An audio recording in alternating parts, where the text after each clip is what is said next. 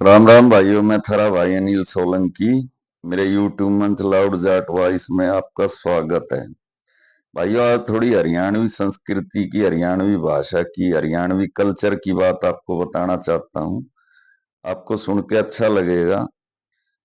ये जो हरियाणवी भाषा है, ये हरियाणा के अलावा भी दिल्ली के बाहरी इलाके में, बल्कि पूरी दिल्ली में जो गांव है, चाहे जमुना के उस पार हो चाहे इधर हो, उसमें बोली जाती है। इसके अलावा पश्चिमी उत्तर प्रदेश की भाषा भी हरियाणवी ही है। उसकी थोड़ी सी टोन अलग हो जाती है 50%।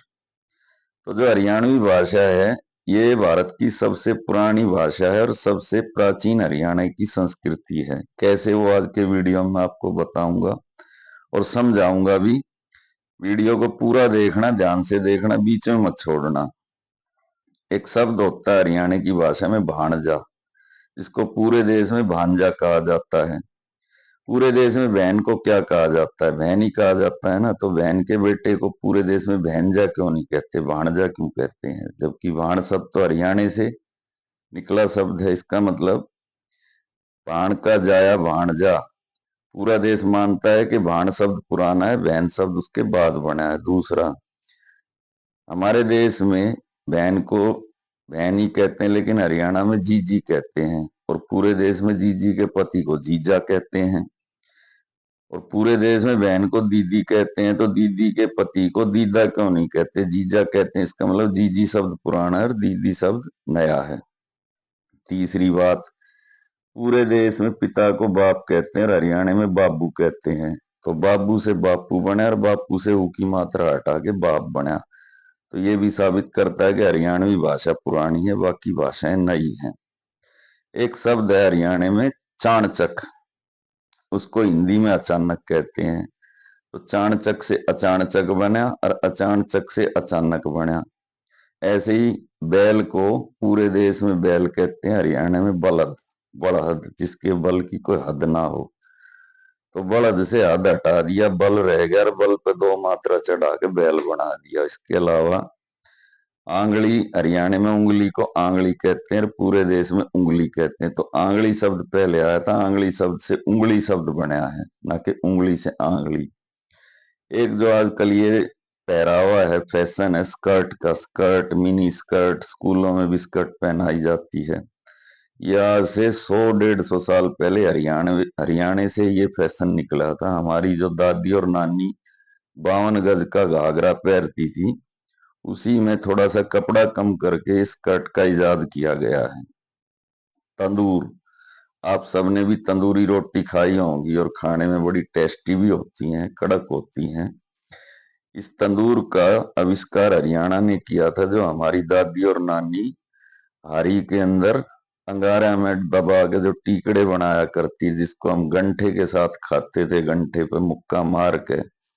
और सुबह बासी टीकड़े पे नूनी घी शीत के साथ कितना स्वाद आया करता। तो ये जो हमारे जो हारे थे, जिसमें दबाया जाता टीकड़ा, यही तंदूर उसकी नकल से बनाया गया है। आज हर घर में एक औजार होता है, मिक्सी, जिससे मसाले पीस लो, चटनी पीस लो या कुछ भी काम कर लो। वो मिक्सी हमारे रई की नकल से बनाई गई है। जो हमारी दादी और नानी हाथ से दूध बिलोती थी ना, रई से, उसकी नकल करके ये मिक्सी बनी है। तो ये साइंस भी हरियाणा पे आया है पूरे देश में।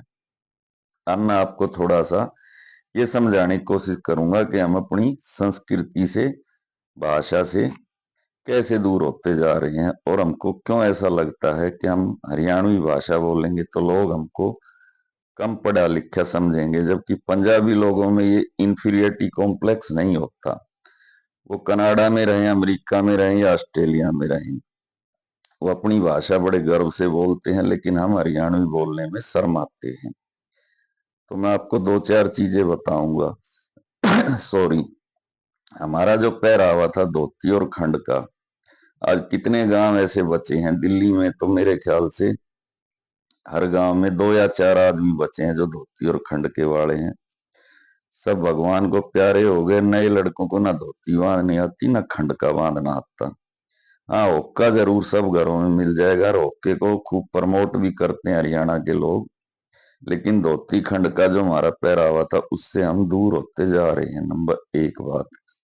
जो हमारा कल्चर था, हरियाणा का कल्चर था सांग देखना। अब सांग भी धीरे धीरे खत्म होता जा रहा है, सांगी भी खत्म होते जा रहे हैं। अगर कोई सांग आ भी जाए ना गांव में, तो उसमें 100 आदमी भी इकट्ठे नहीं होते, और अगर वहीं पे कोई जागरण वगैरह हो जाए तो 1000 आदमी इकट्ठे हो जाते हैं। तो ये एक और बात है जिससे हम हरियाणा के कल्चर से कट रहे हैं।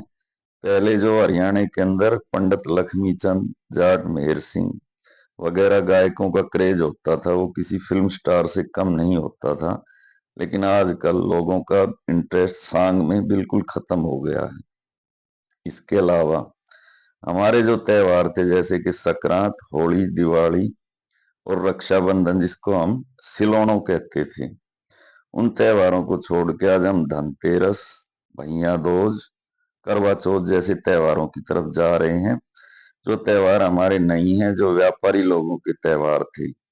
हमारे त्योहार होते थे, करवा चौथ पे भूखा मरने से अच्छा त्योहार हमारा होता था संक्रांत। जिस त्योहार पे हमारी बहू बेटियां गीत गाती हुई जाके अपने ससुरे और जेठ को मना के लाती थी कंबल उड़ा के। लेकिन आज उस त्योहार को छोड़ के हमारी बहू बेटियां सुबह से शाम तक भूखा मरती हैं, करवा चौथ मनाती हैं, और छावनी में चांद को देख के पानी पीती हैं, रोटी खाती हैं। जो त्योहार हमारा नहीं था, ये त्योहार व्यापारी लोगों का था, जिसको हमने अपना लिया है। दिवाली पे क्या होता था, आज लोग पटाखे छोड़ के दिवाली मनाते हैं, लेकिन हमारे जो बड़े बूढ़े थे वो अपने बैलों के गले में टाली बांधते थे, उनके सींगों को रंगते थे, और खेत में जाके अपने ग्राम देवता पे दिए सिला के आते थे और दिए जला के आते थे। लेकिन आज दिल्ली के अंदर ना तो खेत रहे ना ग्राम देवता रहे। हरियाणा में तो खैर खेत भी हैं, ग्राम देवता भी हैं, लेकिन कितने लोग उनको मानते हैं। दादा खेड़ा, दादा भैया, दादा बूढ़ा जैसे नाम होते थे। और यही फर्क था हरियाणा के लोगों में और बाकी लोगों में, कि वो अपने ग्राम देवता को सबसे बड़ा देवता मानते थे। ऐसे ही जो होली का त्योहार है, वो होली का त्योहार दिल्ली में तो पूरी तरीके से खत्म हो चुका है। ना अब यहाँ कोरडे वाली होली खेली जाती, ना देवर भाभी होली खेलते। और वो चीजें तो अब रही नहीं कि गांव के बीचों बीच एक टंकी भर के रख दी जाती थी और गांव की बेटी उसमें पानी भरती थी, और गांव के लड़के पानी भर भर के भाभियों को मारते थे और भाभी उनकी कोरडे से पिटाई करती थी। और चौथा त्योहार था रक्षाबंधन, जो बहन भाई का त्योहार होता था। अब वो भी धीरे धीरे खत्मे के कगार पे है। बहन भाइयों में जमीन जायदाद के इतने मुकदमे हो गए हैं कि अब ना वो भाई रहे ना वो बहन रही, पैसा ही सब कुछ हो गया। तो भाइयों, मेरा ये मानना है और मेरा ऐसा सोचना भी है कि जो लोग अपनी भाषा और अपनी संस्कृति को भूल जाते हैं, उनका अस्तित्व ही मिट जाता है। और आने वाले समय में मुझको ऐसा लगता है, अभी हमारे बच्चों ने जो 2 क्लास पढ़ जाते हैं हरियाणवी भाषा ही बोलनी बंद कर दी है। वो अपने को आधुनिक बनाने के चक्कर में हरियाणवी भाषा बोलने में थोड़ा इंफीरियरिटी फील करते हैं।